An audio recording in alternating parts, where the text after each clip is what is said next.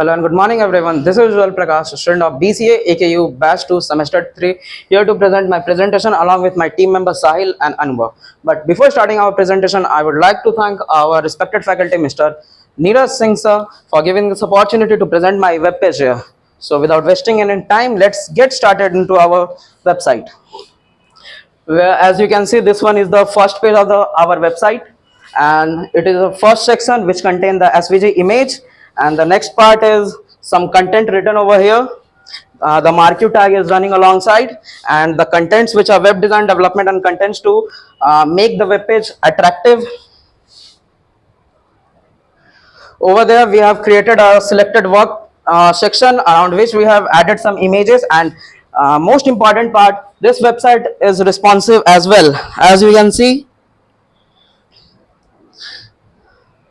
the image, the content adjust according to the size of the screen, so it is responsive too. And let me show you a glimpse of some code.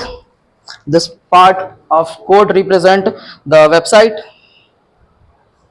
This one is the HTML which forms the structure part of the web page, and this one is the CSS code which forms the coloring or the designing part of the web page.